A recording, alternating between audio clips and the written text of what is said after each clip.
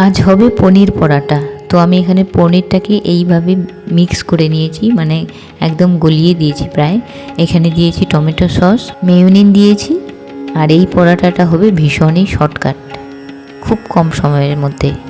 আর আমি একদিকে ময়দাটাকে কিন্তু মেখে রেখে দিয়েছি 30 মিনিটের জন্য। সেই জন্য আমি ভাবলাম যে এদিকে একটু রান্নাও করে নিই, এদিকে একটু চিকেন রান্না করে নেব ফটাফট করে। তার জন্য আমি এখানে আলু কয়েকটা ভেজে নিচ্ছি। আলুটা ভেজে নেওয়ার আগেও যেটা আমি করেছি সেটা হচ্ছে যে এখানে মাংসটাকে আমি ম্যারিনেট করে রেখে দিয়েছি। এর মধ্যে দিয়েছি টক দই, লবণ, হলুদ আর সামান্য কিছু মশলা দিয়ে এটাকে ম্যারিনেট করে রেখে দিয়েছি। চলো এদিকে আমরা সেই পনির পরাটাটাও বানিয়ে নিই। এই যে আমার ময়দার ডো, এটাকে এখন বেলে নেব। সুন্দর করে বেলে নিয়েছি। এটাকে বেলে নেওয়ার পর এর মাঝখানে এইরকম করে পনিরটা দিয়ে দেব।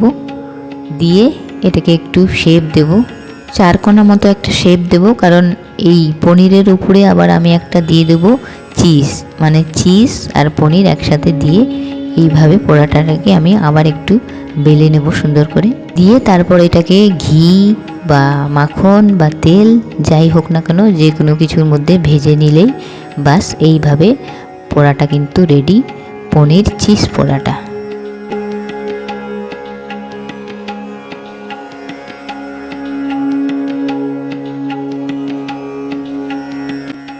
এবার এটাকে আমি মাঝখান দিয়ে কেটে দিলাম, দিয়ে আরেকটা টুকরো করব। যেহেতু এটা আমি টিফিনে দেব সেই জন্য আমি এটাকে ছোট করে টুকরো করব। না হলে তোমরা যদি এমনিও খেতে চাও বা সোজা কামড় দিয়েই খেতে পারো কিন্তু।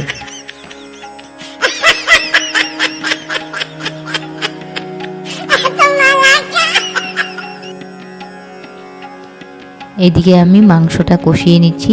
আর কালার দেখো, এই কালারের রহস্য হচ্ছে কাশ্মীরি লাল লঙ্কার গুঁড়ো। তারপর এখানে আমি একটা ম্যাগিও দিয়েছি, ম্যাগি মশলা দিয়েছি। আর আলুগুলো দেখো কেমন বড় বড় করে দিয়েছি। আমার ভাল লাগে মাংসের মধ্যে একটু আলু থাকবে, দারুণ লাগে এইভাবে মাংস খেতে। Our hearts beat to the city streets. We began to feel the fire.